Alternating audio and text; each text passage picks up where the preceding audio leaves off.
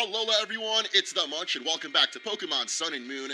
Last episode we caught a final legendary Pokemon, Zygarde's complete form, and finished off the Rotom Dex now at 100%. We've got every single Pokemon in the Alola region, and we're actually almost done with everything there is to do here in Pokemon Sun and Moon, but I'm up at the top of Mount Lanakila, also known as Alola's Pokemon League, because there's one final thing left to do in this game, and that is defend our title as champion of Alola. So today we're going to be taking on the first of many title defenses. I'm actually not sure how many there are total. I think about 5 or 6 more. And I am of course referring to the champion matches in this game, which are totally different to any Pokemon game before, where before you would take on the Elite Four and then the champion once again. Since in this game you are actually the champion of Alola, we get to take on other characters that come and challenge the league for our position as champion. And today we're going to be doing the first of those. Of course, you guys can see in the title and thumbnail exactly who it is, but as of right now, I'm actually not sure. I'm doing this completely blind, so let's go ahead and have a seat at our throne.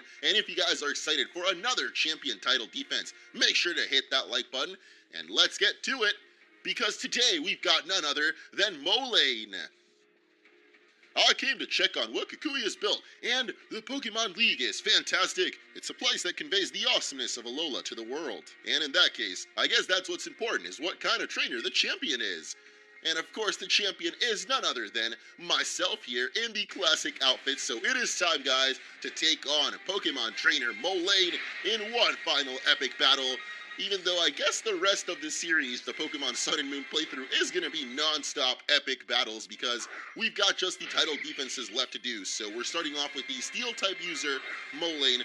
I guess pretty much every character or every typing that we didn't have a Trial Captain or an Elite Four for is going to be here in the title defense, starting off with the Steel-type being represented by Molayne here. And of course, he does start off with a Skarmory. So I think I'm actually going to want to switch on out of here and bring out Puka. But as you guys can see, I do have Zamasu on the team now, swapped out for Rhonda the Tsarina. I guess they are both grass types, and I just thought, you know, we might as well have a grass type that has a secondary typing along with it.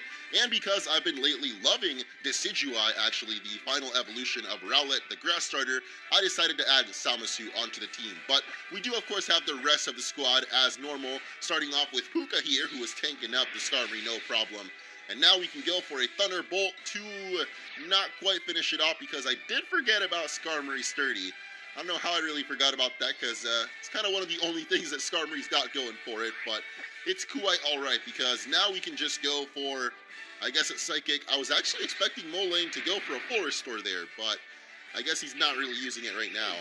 I don't know if these, what is it called, title defense matches, they don't like using Full Restores or what, but I do know that they've actually got a full team of, wait a second, what?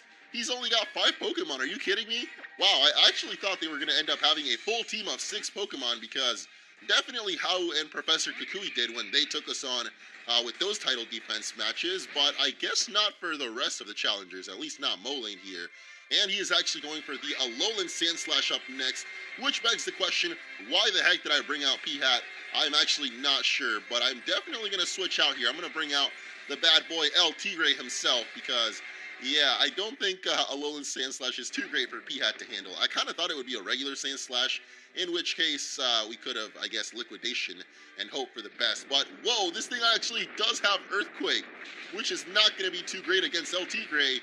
Or, I mean, it isn't going to be good for him, as he took a lot of damage there from it, but definitely surviving, living it today, so let's go for our Flare Blitz to hopefully finish off this Alolan Sandslash in one hit, which, I mean, let's be real, I'm not sure why it wouldn't take it down in one hit, because El Tigre is a beast right now, definitely my highest level Pokemon, along with Puka, and I've actually been planning on, or I guess thinking about making an EV training guide where I will use the Pokemon in my team and do an EV training guide with them because I actually really love these Pokemon and would love to use them in competitive battles instead of having to breed new ones because there is actually a method in this game for getting perfect IVs on even the Pokemon that you already have on your team. So I definitely want to make a guide on that in the future, but I figured if we did EV train these guys, it would kind of be overkill for these title defense matches because as you can see, they are only at level 60, well, 61 for this Metagross, so in their 60s in general, and we're all the way at 75, so Yeah, adding EV training on top of that would kind of be overkill. So once all of these matches are over with, which is pretty much one of the final things we need to do here in Sun and Moon, I will definitely be coming out with that. And then we can take on the battle tree. And that's pretty much all there is left to do in Sun and Moon. I can't believe it, guys, but it's been about 2 months since the game came out now. Officially, we're in the end of January. So yeah, it's definitely been 2 months now. I think January 18th, so in a couple of days here, it'll be exactly 2 months. But that Metagross there definitely hurting Puka, but not quite able to take it down. And this time around, Molayne is going to switch out. Oh no, the Doug Trio! Are you kidding me? Alright, well, when he brought out the Alolan Sandslash, we know that wasn't quite a ground type, but this Doug Trio still is. Just adds on that steel typing to it. So I think I'm going to go ahead and switch out to Sarah. We do have the Sky Uppercut, and that'll definitely be super effective against the Kardashian Trio here. I don't know why that's what I love calling the Alolan Duck Trio. I guess they're all three blonde, and none of the Kardashians are blonde. Maybe one of them is. I actually don't remember. Maybe they're all three blonde, and I don't know. I don't really keep up with them, if you know what I'm saying. But we can definitely keep up with the Alolan Duck Trio here as we hit it up into the sky with the Sky Uppercut. If we can survive this earthquake, that is. All right, good stuff, Sarah. And now we can go ahead and punch him up. I think that should be a one-shot. And it is. Nice. Our Pokemon are just way too strong right now. And of course, they do have that tangling hair, though. Really weird ability. I still don't really get this Alolan Duck Trio. It's such a weird design for a Pokemon. But yeah, that's actually one thing I am planning on bringing you guys as well, is my top 10 favorite Alolan forms. So definitely be on the lookout, because now that I'm back home from my Texas vacation, I know it took a little while for me to get back adjusted to things and life here at home, but I will definitely be coming to you guys with more daily videos and a bunch more variety as well. Now that we're done with Sun and Moon, I do want to finish off the Yokai Watch 2 playthrough, but after those two, well, I guess this one and that one, I will basically be done with almost every playthrough here on the channel, except for new stuff that I would start up. And I mean, there's always going to be unfinished projects, but I feel like that's just how it always will be. But pretty much everything I've started up recently should almost be complete now, and we can start up on some new projects, because it is definitely 2017, New Year, save me, and a lot of awesome videos are coming. But for now, we gain a couple of levels off the battle with that Doug Trio there, or sorry, the Metagross actually. And the final Pokemon for Molayne is going to be a Magnezone. I'm not really sure who to bring out here. I think best bet would be Sarah, but you know what? Let's keep the Zamasu out. I mean, Zamasu isn't a flying type or anything, so it's not like Magnezone here will be super effective against us. And, oh man, I totally forgot, but I meant to give Decidueye here, or Zamasu, the Decidueye Z Crystal.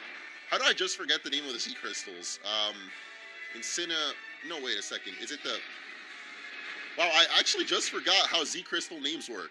I don't know why, but I think it's something with Decidueye in the name. The Deciduum Z. That's what it is. Deciduum Z. I forgot to give him that, and so our Spirit Shackle can't turn into a Z-powered attack right now, which is actually super awesome. I think it's called... It's not 1,000 Arrows, but it's something with arrows, I'm pretty sure. Because we definitely got the bow and arrow as the main weapon of choice here for Decidueye. But we can tank up this Flash Cannon, no problemo. And at level 67, a little bit closer to Molayne's Zone, even though still Zamasu is super high level now. We are going to take down the final Pokemon with one more Spirit Shackle. And there it is, guys. Magnezone has gone down for a whole bunch of boosted experience. That Lucky Egg doing work. But that is it, guys. We have defeated Molayne. That Kukui, he discovered a great trainer. He sure did.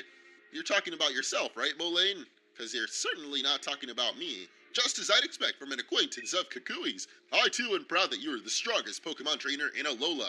I'll try to come hang out again. Pokemon battles with you are more fun than any game. What?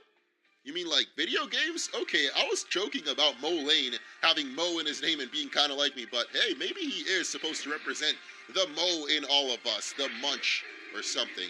I don't know what I'm talking about, but anyway, we do get to check out the Hall of Fame once again, and for the rest of these title defense videos, I'm going to be using exactly the same team, so let's check him out in all their firework glory. I'm not really sure these are fireworks, but like comets falling from the sky, and they all get their own special color, which is pretty cool. But pretty much the only difference to the team now is instead of Rhonda the Sarina, we've got Zamasu the Decidueye, and that is going to be my champion of Alola team, which I will be using for the rest of these title defenses. In case you don't know, there are a whole bunch more title defenses to do, and every time we take on the Elite Four again, a different challenger will approach our throne to challenge the title of champion of Alola. So stay tuned for more. I'll be posting hopefully one per day until we get all the title defenses done, which of course means these videos are going to be a little bit shorter now, considering it's pretty much just one battle. But I hope you enjoyed it regardless, and stay tuned for the rest of them. I'll have plenty of videos coming with Yokai Watch and more of your favorite series returning, and a whole bunch of new stuff coming your way as well. So get hyped, get excited, and stay tuned for more. And I'll see you next time on Pokemon Sun and Moon.